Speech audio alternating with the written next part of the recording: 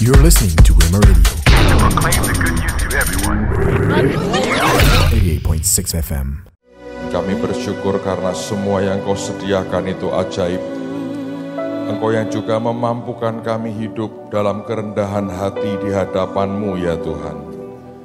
Ajari kami untuk bisa menangkap setiap anugerah yang Kau berikan dalam hidup kami. Ajari kami bisa mengerti bahwa segala sesuatu yang Kau sediakan itu semuanya untuk kebaikan kami semata-mata.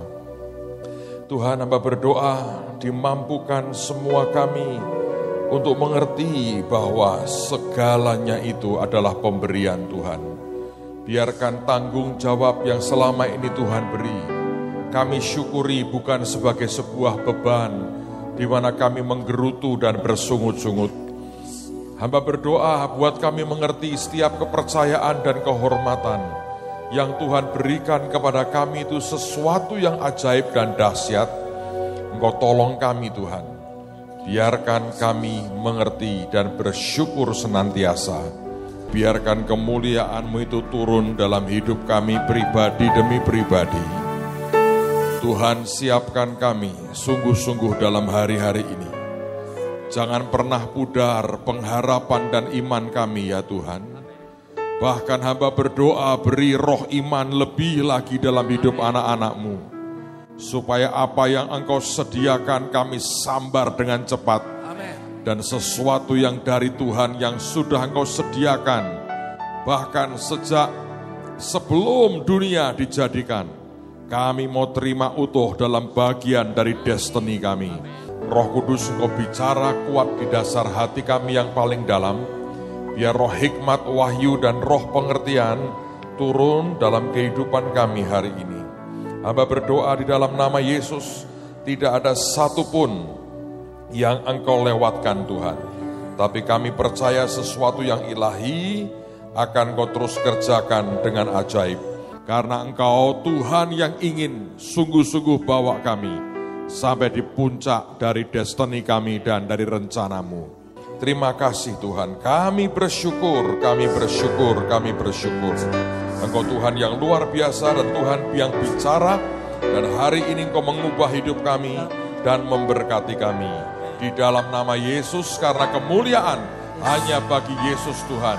Yang percaya berkata, amin. Saudara sekalian, sekarang saya mau ajak Anda belajar tentang Eliezer, sebab ini penting. Setiap kali ada hal-hal yang rohani yang Tuhan berikan dalam kehidupan kita, saya perhatikan bahwa tidak semua orang percaya dengan cepat bisa menerimanya. Bahkan kecenderungannya adalah begitu banyak orang percaya, ketika Tuhan bicara sesuatu atau Dia memberikan sesuatu, kita gak bisa ngalirkan itu ke dalam hidup kita. Hari ini saya mau ajak Anda belajar tentang Eliezer. Selama ini kita mengerti bahwa banyak orang menggambarkan Eliezer adalah perwujudan atau simbol daripada Roh Kudus. Kalau melihat namanya memang betul, Eliezer artinya Tuhan adalah penolong kita. Dan itulah Roh Kudus. Tapi Eliezer dalam perjanjian lama punya kelemahan yang sangat mendasar. Nah, saya mau ajak kita merenung, kita pelajari, kita lihat sebenarnya seperti apa Eliezer itu. Sekarang mari buka bersama dengan saya dalam kitab Kejadian pasal 15, ayat yang pertama sampai dengan ayat yang ke-6. Kejadian 15 mulai ayat yang pertama, Alkitab berkata, kemudian datanglah firman Tuhan kepada Abram dalam suatu penglihatan. Janganlah takut Abram, akulah perisaimu, upahmu akan sangat besar. Abram menjawab, ya Tuhan Allah, apakah yang akan Engkau berikan kepadaku? Karena aku akan meninggal dengan tidak mempunyai anak.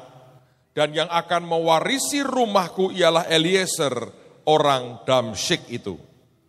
Lagi kata Abram, Engkau tidak memberikan kepadaku keturunan, sehingga seorang hambaku nanti menjadi ahli warisku.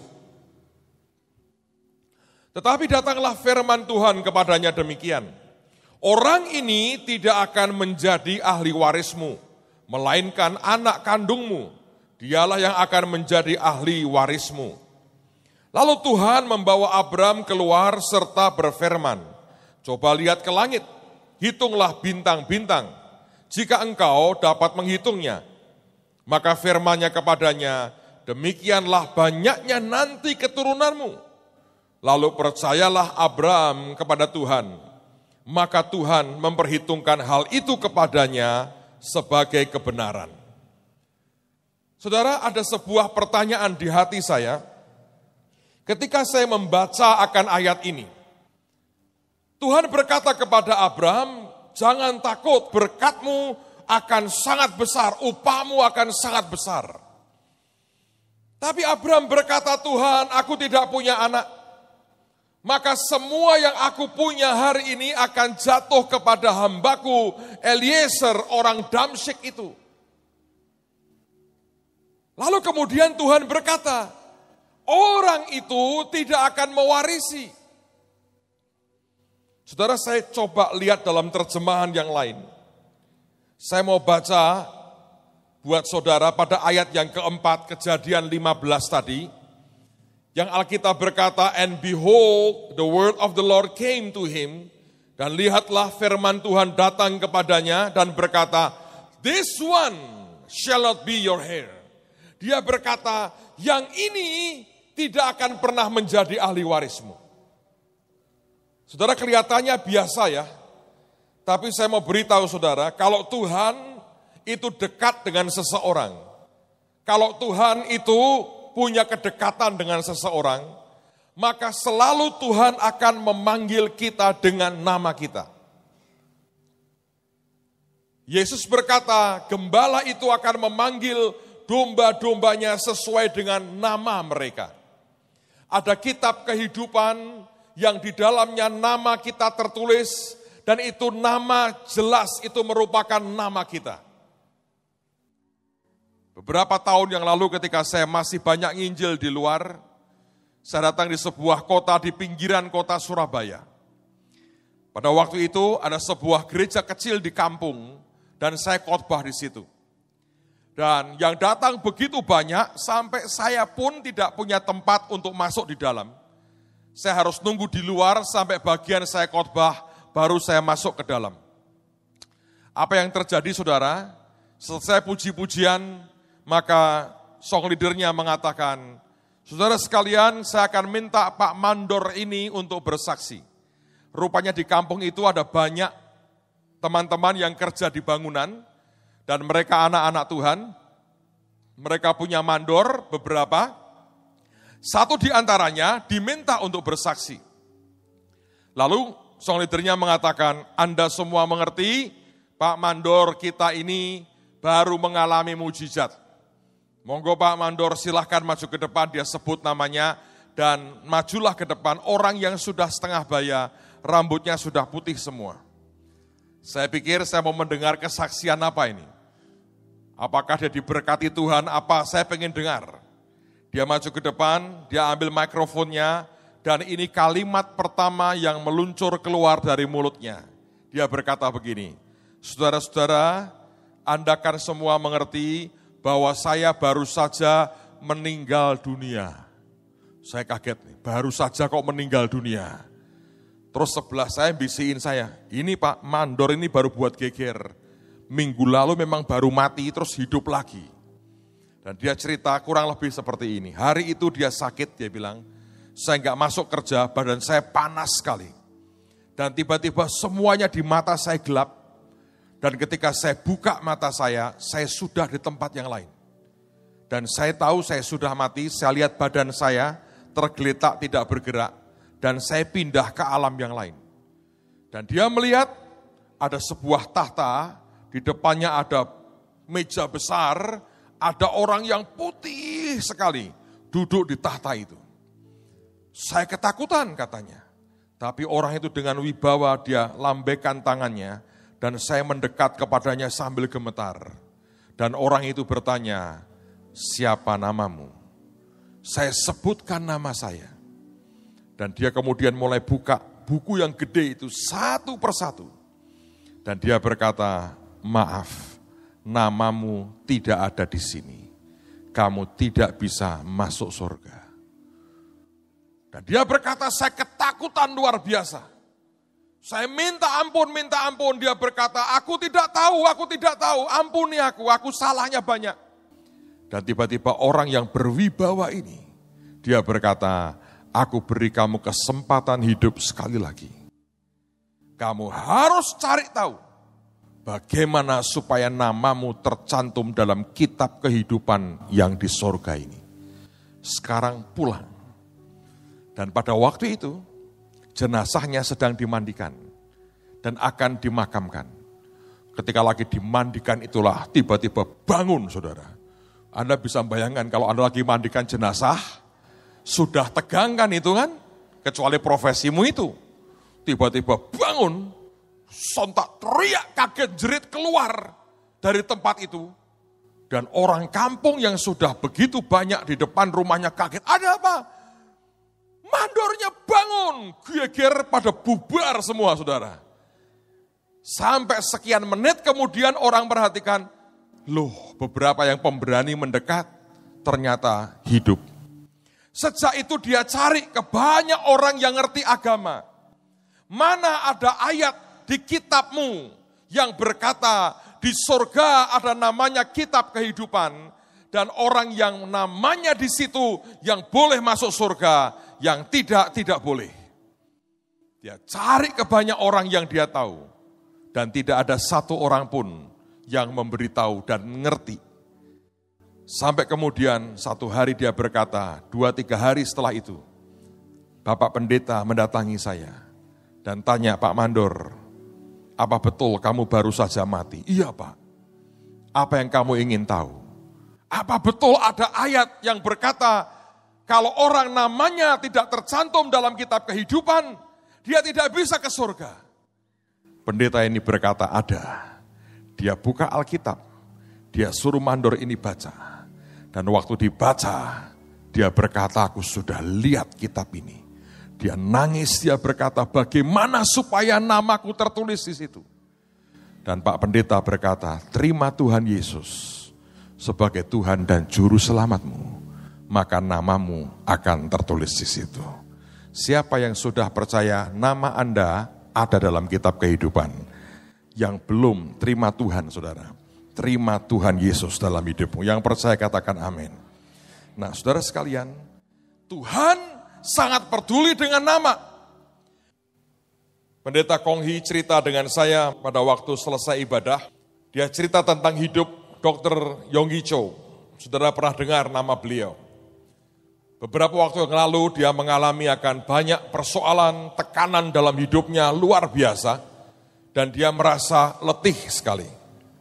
Saudara, pada waktu dia merasa letih, dia berkata, Tuhan, aku capek sekali.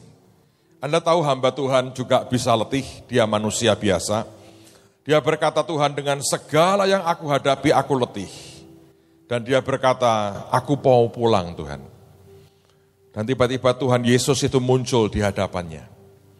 Dia berkata, Cho, kamu tidak boleh pulang. Kamu masih harus hidup sekian tahun lagi. Ada hal yang belum selesai yang harus kamu selesaikan. Ada orang-orang yang harus kamu dampingi sampai tuntas. Dan Tuhan berkata, aku tahu kamu letih. Tapi aku akan beri kekuatan. Tapi kamu tidak boleh pulang dulu. Dia berkata, Tuhan, aku capek sekali. Aku pengen pulang. Saudara, tiba-tiba Tuhan tunjukkan kitab kehidupan. Di depan dia ada kitab kehidupan. Dan Tuhan berkata, lihat ini nama siapa? Namaku Tuhan. Ditulis namanya Dr. Cho. Dan di sebelahnya ada tanggal, ada bulan, ada tahun, ada jamnya. Dan Tuhan berkata, nanti tanggal ini, bulan ini, tahun kesekian, jam sekian, kamu boleh pulang. Di dalam kitab kehidupan, ada nama kita. Adalah sebuah persoalan kalau kemudian satu kali kelak kita menghadap Tuhan, dan Tuhan berkata, namamu tidak ada. Saudara, kalau Anda baca di Alkitab berkali-kali, Tuhan adalah Tuhan yang berkali-kali memberi nama orang. Dia juga Tuhan yang berkali-kali mengubah nama orang. Nama itu begitu penting di hadapan Tuhan. Nah, hari itu Abraham berkata, Tuhan, aku tidak punya anak. Hambaku Eliezer orang Damsyik yang ujungnya akan mewarisi semua yang aku punya. Tapi Tuhan berkata, yang ini dia tidak akan mewarisi kamu. Kalau Anda baca menurut saya menangkap sesuatu. Ada sesuatu yang Tuhan tidak oke dengan Eliezer. Tuhan bisa berkata, oh Eliezer tidak. Bukan. Dia mengatakan, this one, yang ini. Anda bisa ngerti yang saya maksudkan? Ada kesan, ada sesuatu lah di hati Tuhan. Dan saya bertanya pada waktu itu, Tuhan, ada apa dengan Eliezer? Maka saya beri judul khotbah hari ini adalah, ada apa dengan Eliezer? Saya berharap kalau Anda bisa ngerti ada apa dengan Eliezer, jangan ikuti jejaknya. Coba saya akan bawa Anda masuk lagi. Saudara, kalau Anda membaca ayat tadi dikatakan, Tuhan, Eliezer orang Damsyik ini, atau orang Damaskus ini, apa artinya? Beberapa orang mengatakan dia berasal dari Damsyik atau Damaskus, tetapi ada yang namanya Septuaginta. Septuaginta adalah Alkitab, Perjanjian Lama, yang diterjemahkan ke dalam bahasa Yunani. Itu namanya Septuaginta. Nah, dalam Septuaginta, yang dipakai bukan orang Damsyik atau orang Damaskus. Tapi istilah yang dipakai adalah Eliezer Damasek. Damasek artinya anak dari Masek. Maka para ahli Alkitab mengatakan besar kemungkinan Masek itu memang nama orang. Besar kemungkinan Masek adalah salah seorang pelayan atau hamba dari Abram yang sejak awal ikut Abram. Dia punya anak, diberi nama Eliezer, sehingga orang mengatakan itu Eliezer Damasek.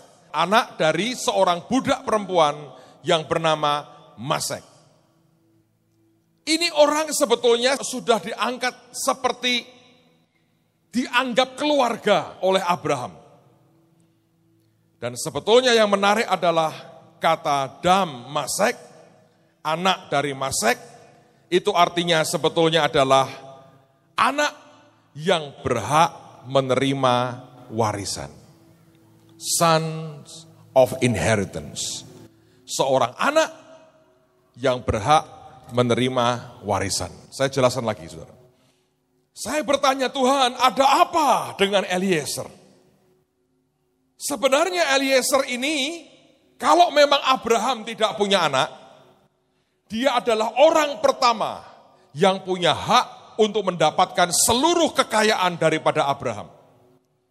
Sebab yang pertama, indikasinya dia anak dari seorang budak perempuan Abraham yang bernama Masek. Sehingga disebut sebagai Damasek. Dan kata Damasek artinya the son of inheritance. Itu artinya anak yang punya hak untuk mewarisi. Jadi kalau dia Abraham mati dan tidak punya anak, itu dia di garis pertama dari orang yang berhak terima warisan.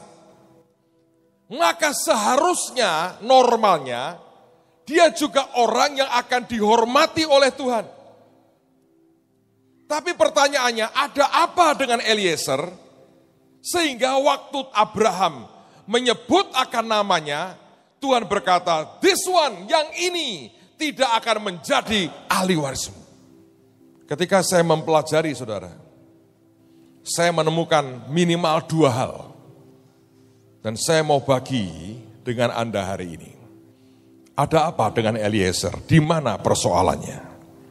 Mari kita lihat yang pertama dalam kitab Kejadian pasal yang ke-24 ayat yang ke-12. Kejadian 24 ayat yang ke-12.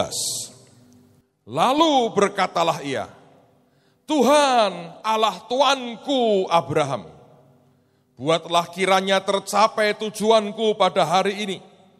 Tunjukkanlah kasih setiamu kepada Tuanku Abraham. Suatu hari Abraham ingin punya menantu. Dia ingin carikan jodoh buat Ishak anaknya. Dia panggil Eliezer. Dia berkata, kamu harus kembali ke Ur Kasdim, tempat di mana aku tinggal. Kamu harus cari seorang gadis buat anakku. Eliezer disumpah, kamu jangan ambil dari orang Kanaan, tapi kau harus cari dari desa di mana aku dulu berasal. Eliezer bertanya, kalau gadisnya enggak mau, ya enggak apa-apa, pulang aja kalau begitu. Nah ketika dia sampai di Ur Kasdim, maka itulah saatnya di mana doa ini dipanjatkan. Dia berdoa supaya perjalanannya berhasil. Saudara, ada apa dengan Eliezer? Yang pertama, coba Anda perhatikan doanya. Dia tidak berkata, ya Tuhanku. Tidak. Dia berdoanya apa? Ya Allah dari Tuanku Abraham. Berarti bukan Allahnya dia toh. Bisa ngerti saudara? Dia berdoanya, ya Tuhan Allah dari Tuanku Abraham. Orang ini ikut Abraham lama. Dia orang kepercayaan Abraham. Dia melihat Abraham dari nol, diberkati Tuhan begitu kaya raya. Tapi tetap dia punya Tuhan sendiri. Anda bisa ngelihat ini masalah mendasar.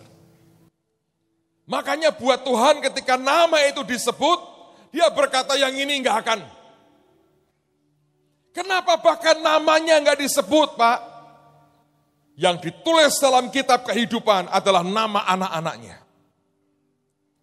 Tuhan berkata, yang ini tidak akan mewarisi kekayaanmu.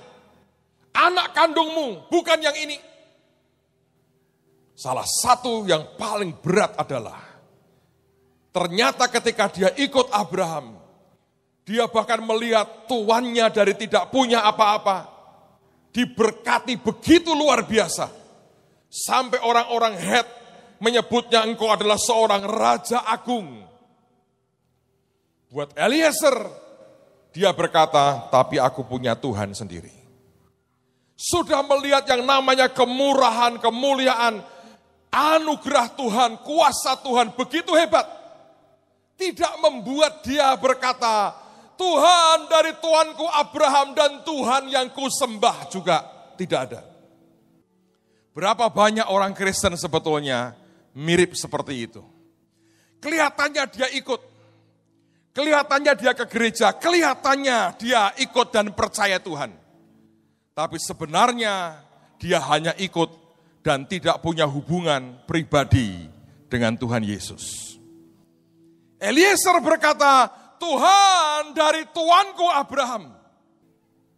Dengan dia mengatakan itu, dia berkata, Allah Jehovah adalah Tuhan dari Tuanku. Aku punya berhala sendiri, entah apa namanya. Dan itu cukup membuat Tuhan berkata, that's it. Sementara ada orang lain yang melihat sesuatu yang justru berbeda. Mari kita bandingkan. Lihat Rut pasal yang pertama, ayat yang ke-16. Kitab Rut pasal yang pertama, ayat yang ke-16. Tetapi kata Rut, janganlah desak aku meninggalkan engkau, dan pulang dengan tidak mengikuti engkau. Sebab kemana engkau pergi, ke situ jugalah aku pergi. Dan di mana engkau bermalam, di situ jugalah aku bermalam. Bangsamulah bangsaku, dan Allahmulah Allahku. Ini adalah seorang wanita Moab, bukan orang Yahudi. Alkitab menceritakan suatu hari ada keluarga namanya keluarga Elimelech. Istrinya bernama Naomi dengan 2 orang anaknya, Mahlon dan Kilion. Bethlehem dan sekitarnya mengalami masa paceklik dan kelaparan. Elimelech membawa keluarganya pindah ke tanah Moab. Dan di sana Mahlon dan Kilion menikah. Yang satu menikah dengan Ruth, yang kedua menikah dengan Orpah. Tetapi apa yang terjadi? Di sana bapaknya mati, 2 anak lakinya mati, tinggallah Naomi dengan 2 orang menantunya. Dan Naomi berkata, aku mau kembali ke Bethlehem. 2 mantunya ikut, dia berkata, jangan, kamu masih muda, pulang ke negerimu kepada bangsamu, kamu kelak akan bisa menikah. Ikut aku, kamu gak punya apa-apa, gak dapat apa-apa. Aku sudah habis-habisan. Aku ini orang miskin, gak punya apa-apa. Aku mau kembali kepada bangsaku. Orpah menangis, dia cium mertuanya, dia pamit dan dia pulang. Tapi tidak dengan Ruth. Dan dia berkata, jangan paksa aku pergi meninggalkan kamu. Aku akan ikut dengan engkau. Dan kalimat yang sangat terkenal, dia berkata, bangsamu adalah bangsaku, Allahmu adalah Allahku. Ruth melihat bagaimana orang pilihan Tuhan mengalami persoalan demi persoalan dari sebuah keluarga utuh, hancur, tinggal dia sendirian. Bahkan Naomi mengubah namanya menjadi Mara, artinya pahit. Dia merasa hidupnya penuh dengan hal yang pahit. Tapi Ruth melihat yang aneh. Ini orang susah. Tapi dia tidak tinggalkan akan Allah Jehovah. Itulah yang membuat dia berkata, Allahmu adalah Allahku. Kalau orang bertanya, Ruth, apa yang kau harapkan dari Tuhan yang mengizinkan umatnya mengalami nasib seperti itu? Mungkin dia berkata, aku belum kenal dia. Tapi kalau ada umatnya yang sampai mengalami seperti itu dan tidak meninggalkan Allah Jehovah, berarti ada yang hebat dari Allahmu. Dan dia berkata, Allahmu adalah Allahku. Saudara tahu bedanya 2 orang ini? Eliezer ketika diajukan oleh Abraham, biarlah dia yang terima warisan. Tuhan berkata, yang ini tidak. Tapi Ruth orang Moab, yang berkata Allahmu adalah Allahku. Tuhan angkat dia, menikah dengan konglomerat paling kaya di Bethlehem, namanya Boas. Mereka menikah punya anak bernama Isai. Isai kelak punya anak yang namanya satu di antaranya Raja Daud. Kalau Anda melihat itu, betapa pentingnya semua orang punya hubungan pribadi dengan Tuhan. Anda boleh ikut apapun yang baik. Tapi kalau tidak ada hubungan pribadi antara saudara dengan Tuhan, itu masalah. Saudara sekalian, kalau Anda membaca 2 orang ini berbeda, sama-sama bukan orang pilihan Tuhan. Yang satu ikut Abraham bertahun-tahun, dari bawah naik sampai ke atas. Dia tidak bisa berkata Allahmu adalah Allahku, dia nggak bisa berkata itu. Dia hanya bisa berkata engkau adalah Allah dari tuanku Abraham. Dan itulah persoalan yang paling mengerikan. Saudara sekalian, dalam jalan kita dengan Tuhan adalah sangat penting. Semua kita kenal Tuhan secara pribadi. Ikut Tuhan yang Anda kenal secara pribadi. Bukan hanya asal mengekor. Karena hubungan pribadi itu akan menciptakan sebuah jalur anugerah buat kehidupan kita masing-masing. Satu hari Dr. Cho mengalami masalah di prostatnya. Dan orang mengatakan kenapa kalau khotbah pendek? Sebab tiap 30 menit dia harus ke toilet, saudara. Tiap 30 menit dia harus ke toilet oleh karena prostatnya. Dan itu menyulitkan dia untuk pergi jauh, untuk pelayanan dan sebagainya. Dan dia menderita dengan itu. Tapi orang ini punya hubungan pribadi dengan Tuhan. Saya diberkati. Saya suka bergaul dengan orang-orang hamba-hamba Tuhan yang sudah senior, jenderal-jenderal tua ini punya pengalaman yang matang dengan Tuhan.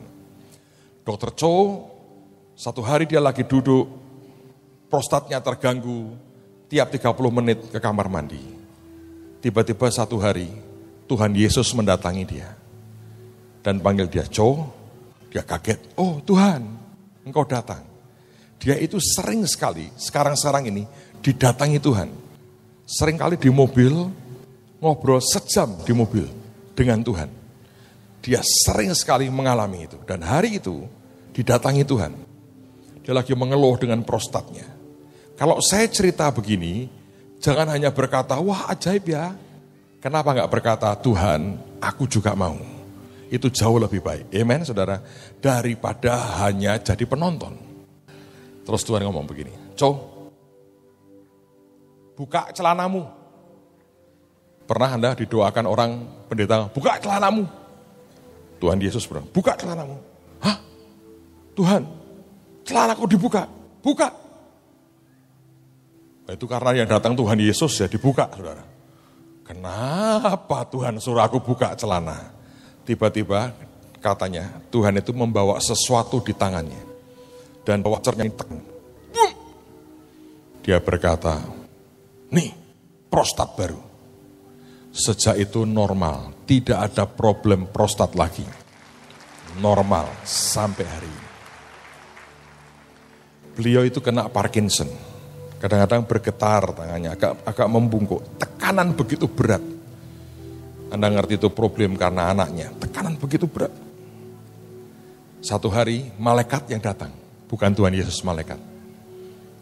Kalau Tuhan Yesus berkata, buka celanamu, malaikat lain, buka bajumu. Untung enggak bersamaan datangnya, saudara ya. Anda bisa membayangkan, malaikat, buka bajumu. Dibuka. Terus oleh malaikat itu dipijit, saudara. Dipijit di sini. Pak Yusak tuh pernah ngalami. Beliau itu pernah satu hari tertidur ya, saudara. Enggak bisa bangun, lumpuh, seluruh tubuhnya lumpuh. Sampai Bu Yusak telepon kanan kiri, saya hari berikutnya saya terbang ke Jakarta terus ke Bandung. Hanya pengen nengoki karena dikatakan, nih papa lumpuh, gak bisa bergerak. Nah pada waktu saya sampai sana jam 10 pagi hari berikutnya, lagi baca Alkitab di kursinya gini goyang-goyang. Napa le? Katanya lumpuh, hahaha, gek wingi. Loh kok gek wingi kemarin tuh gimana? Dia, aku memang lumpuh. Gelik tarai sopo-sopo aku. Loh Tuhan aku kok lumpuh? Dia cuma ngomong ini, yo. Loh lumpuh kok yo tok itu piye toh Tuhan? Sekarang aku kepengen pipis Tuhan, nerak ngompol. Ya karena toh pipis toh. Mendadak grek. Turun dari tempat tidur. Loh aku kok bisa jalan ya? Jalan toh saudara, pipis. Selesai. Balik, tidur lagi, klak, lumpuh lagi. Loh kok lumpuh meneh Tuhan? Omongnya cuma meh pipis. Wah kayak kok guyon toh? Lah aku rak guyon, aku tenanan no. Aku lumpuh, iya aku tenanan, lumpuh tenan itu. Saudara bayangin. Entah jam berapa tiba-tiba, di lehernya tuh gak dipencet di sini. 3 kali. Terus dia bilang, wah kamu bertindak ya. Yo wes kono waras, selesai. Dadi kowe saiki wis waras, Pak. Ya waras toh aku toh. Lah kok lumpuh? Gek wingi katanya gitu. Bayangin. Dokter Cho dipijit malaikat. Cat. Sekarang itu bungkuknya sudah berkurang, sudah mulai tegak. Getarannya sudah berkurang banyak, sudah hampir tidak ada. Saya ngobrol dengan Pastor Kong, kenapa enggak langsung sembuh? Nah itu bedanya Tuhan langsung sama lewat malaikat memang lain itu prosesnya. Tapi itu ajaib. Anda pernah dengar cerita tentang Oral Robert kan? Bagaimana dia pulang, dipanggil pulang oleh Tuhan. Setahun sebelum beliau dipanggil pulang, saya punya kesempatan datang ke rumahnya. Wah ceritanya panjang itu. Tapi itu yang ngatur Tommy Barnett. Saya waktu telepon itu yang jaga itu seorang suster. perempuan galaknya luar biasa. Dia berkata gini, wah nggak bisa. Saya bilang, aku pengen ketemu beliau kalau bisa besok atau kapan. Oh nggak bisa. Harus 3 bulan depan diatur. Dan nggak bisa 1 orang, mesti 15 orang sekaligus. Itu pun hanya 15 menit, dia sudah tua. Nggak bisa diganggu terus seperti itu. Saya hanya bilang begini, boleh nggak sampaikan dia? Kalau dia nggak mau nggak apa-apa, kalau dia mau saya datang. Dia bilang oke. 1/4 jam kemudian dia telepon saya lagi. Sambil setengah marah-marah. Aneh ini, aneh. Dia mau terima kamu besok jam 3. 1/4 jam loh ya. Oke, saya berkata gitu. Saya datang, saya ajak ngobrol setengah jam. Dari 15 menit jatah saya setengah jam nggak selesai. Pada hari dia meninggal, Anda tahu apa yang terjadi? Hari itu dia jatuh. Dia jatuh dan dibawa ke rumah sakit. Sampai di rumah sakit, keluarga dipanggil, anaknya datang, dua-duanya. Pada waktu mereka masuk lift di mana orang Robert dirawat di rumah sakit itu. Mereka berkata, ini kok suara gaduh ya, rame kenapa ya? Mereka bilang rumah sakit kok ramenya begini. Mereka pergi ke kamar di mana ayahnya sedang dirawat. Dan ketika masuk di dalam, mereka tahu sumber kegaduhan dan keramaian ada di kamar bapaknya. Bapaknya lagi nyanyi, nyanyi lagu himne keras sekali. Si anak bertanya, Dedi, kamu kenapa nyanyi begini? Ini di rumah sakit kan, harusnya orang istirahat, kamu tenang. Ayahnya berkata, kamu tahu? Dia tunjuk dokter-dokternya. Mereka sudah memberitahu aku. Besar kemungkinan, kalau lihat kondisi tubuhku, hari ini aku akan mati. Kamu tahu nggak artinya apa? Hari ini aku akan ketemu dengan Tuhan yang puluhan tahun aku layani. Hari ini aku akan ketemu dengan Tuhan yang puluhan tahun aku sembah. Hari ini aku ketemu dengan Tuhan yang puluhan tahun mencintaiku dan aku cintai dia. Kenapa aku tidak boleh bersuka cita? Ini kan hari luar biasa. Ayo nyanyi sama aku. Anaknya ikut nyanyi saudara. Karena benar juga.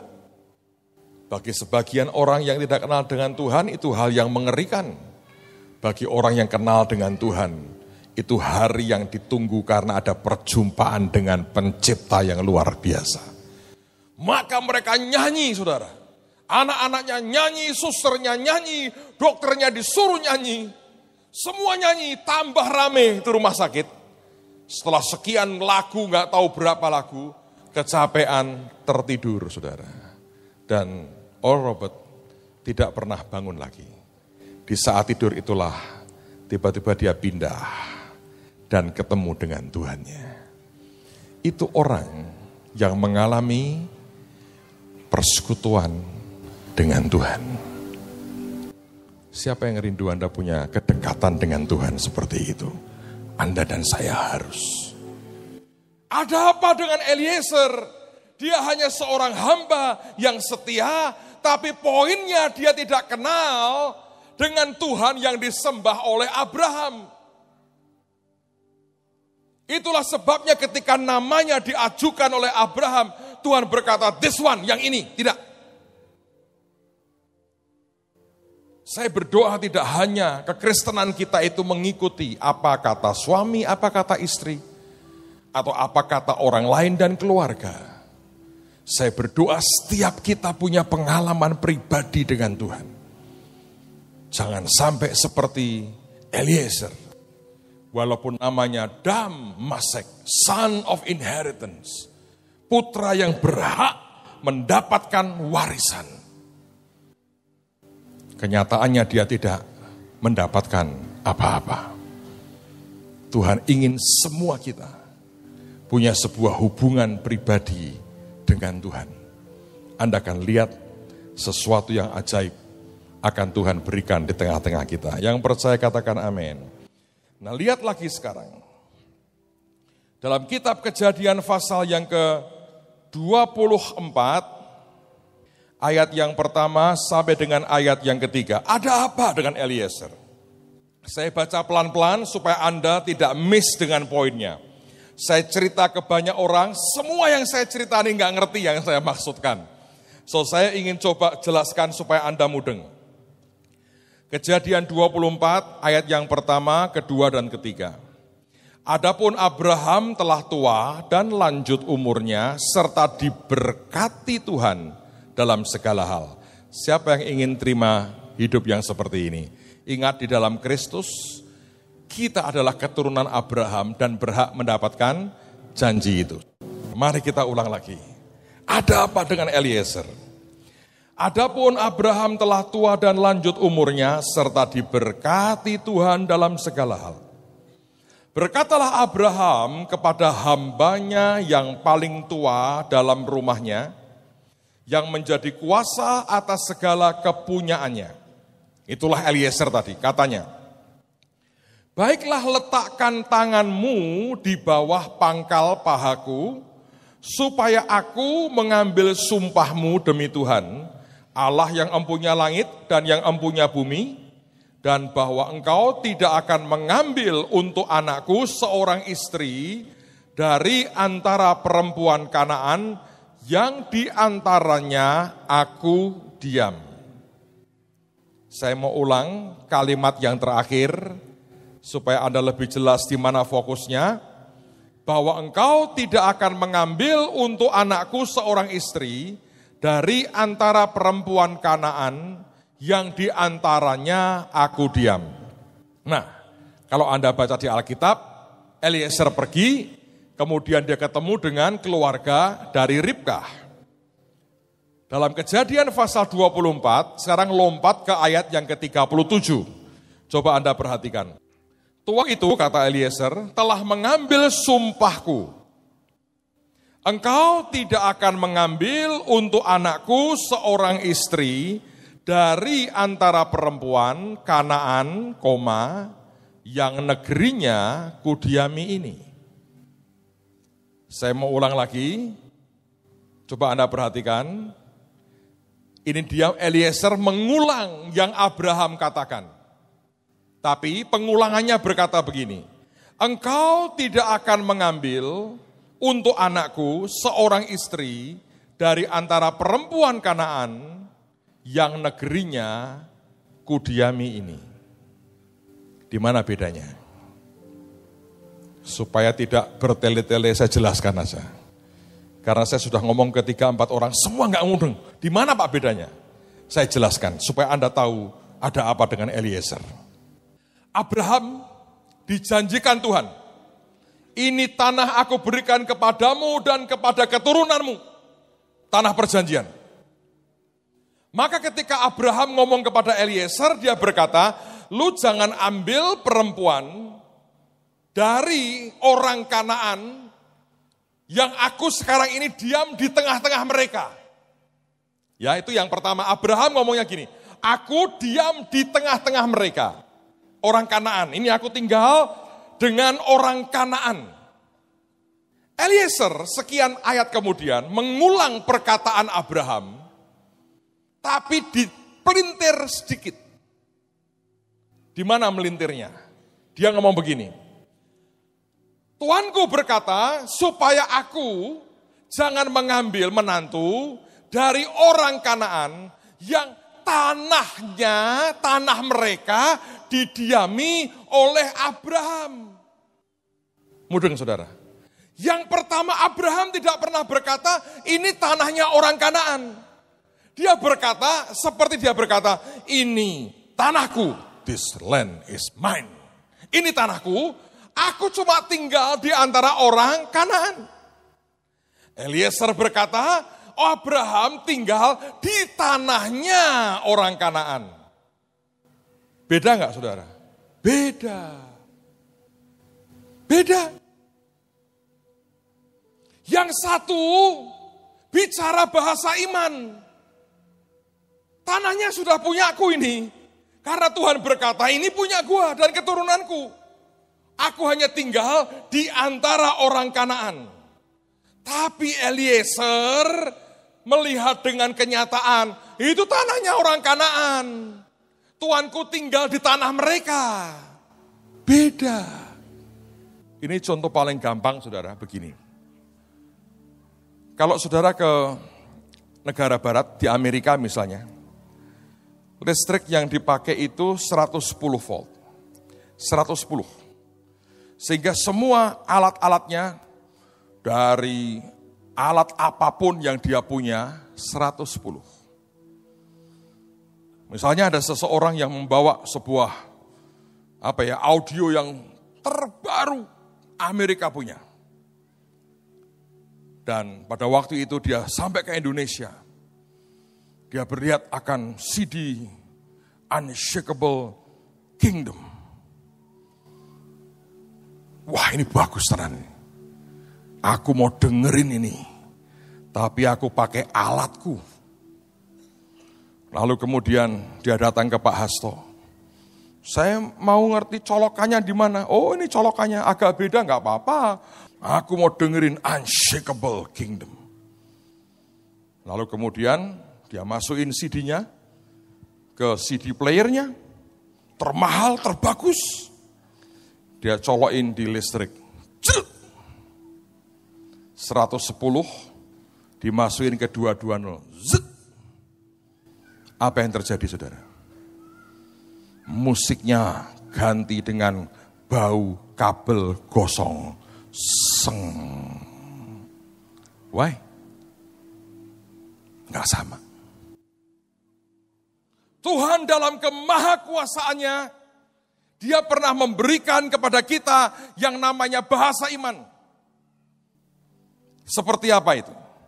Mari kita lihat ayat terakhir, Markus 11. Ayat terakhir supaya ngerti, saudara. Di mana bedanya? Markus 11, ayat yang ke-24. Markus 11, 24. Karena itu aku berkata kepadamu, apa saja yang kamu minta dan doakan, percayalah bahwa kamu, saudara, telah menerimanya. Maka hal itu akan diberikan kepadamu. Kalau kamu minta, kamu berdoa, percayalah, itu telah kamu terima. Maka itu akan diberikan kepadamu. Abraham berkata, ini sudah tanahku. Dia nggak pernah berkata ini tanahnya orang Kanaan. Eliezer berkata, Abraham tinggal di tanahnya orang Kanaan. Dia belum punya tanah itu. Yang satu bicara bahasa iman, yang lain bicara bahasa kenyataan. Yang satu berkata, aku sudah menerimanya. Yang lain berkata, entah kapan kamu akan menerimanya. Ada apa dengan Eliezer? Saya menemukan dua ini masalah besar. Sekalipun dia Damasek, son of inheritance. Sekalipun dia punya hak waris sebenarnya. Mengapa sampai Tuhan sebut dia this one? Yang ini. Dia bahkan tidak sebut akan namanya. Ternyata dia tidak menyembah Tuhan yang sama. Ketika dia berdoa, dia berkata, engkau Tuhan dari tuanku Abraham. Yang kedua, dia tidak punya iman yang sama. Abraham berkata, this land is mine. Eliezer berkata, no, that land belong to other people, not yours yet. Bukan milikmu, belum jadi milikmu. Bahasanya beda. Tidak ada hubungan pribadi dan tidak ada iman. Itu masalah besar. Saya berdoa dalam beberapa hari ini, mari siapkan hati sungguh-sungguh. Saudara tahu, ada satu kata powerful, engkau akan diingat oleh Tuhan. Hana yang mandul, Tuhan ingat kepadanya, langsung hamil dan punya anak. Rahel yang mandul, Tuhan ingat kepadanya dan dia diberi anak. Kalau Tuhan ingat, saudara, breakthrough akan terjadi. Yang tidak mungkin akan jadi mungkin. Mari percaya. sesuatu akan terjadi. Percaya itu gratis. Tapi banyak orang menyia-nyiakan dan suka berargumentasi. Anda terus berargumentasi, engkau tidak akan punya apa-apa. Just believe, percaya saja. Tuhan pelihara kita dengan sempurna. Yang percaya katakan amin. Dan Bapa sedang mengatur ulang akan hidup Anda dan saya. Yobel, semua hutang dibebaskan, semua tanah yang hilang dikembalikan. Anda akan mengalami yang Yesus berkata lahir baru. Anda akan mengalami yang Tuhan berkata born again. Seperti orang yang lahir baru. Kematian Tuhan menggenapkan semuanya. Sebelum Tuhan Yesus yang pulih hanya di jasmani. Tapi di roh tidak ada pemulihan. Begitu Yesus mati dan bangkit buah kita. Roh, jiwa, tubuh, rohani dan jasmani kita balik lagi born again. Apa yang selama ini dicuri iblis harus dikembalikan 7 kali lipat dalam hidupnya. Semua yang selama ini hilang, Tuhan berkata, aku berikan kembali. Mari percaya bahwa Tuhan memelihara kita. Amen. Angkat tanganmu. Hamba mintakan blessing yang terbaik turun hari ini. Berkat dari Allah Bapa, Putra dan Roh Kudus, Allah Abraham, Ishak dan Yakub. Kami tidak mau seperti Eliezer Tuhan. Kami mau punya hubungan pribadi dengan Engkau. Kami juga mau punya iman yang sama. Karena kami keturunan Abraham. Dan iman kami membuat kami dibenarkan karena penebusan-Mu. Engkau pelihara anak-anak-Mu tanpa terkecuali. Semua hidup dalam anugerah Tuhan yang luar biasa. Semua yang Tuhan janjikan jadi kenyataan dalam hidup kami. Semua impian kami terjadi. Tuhan, tidak ada orang miskin di antara kami. Tidak ada orang yang terlantar di tengah-tengah kami. Sebab Engkau pelihara kami, bahkan kami jadi blessing yang ajaib. Oh, Dia pelihara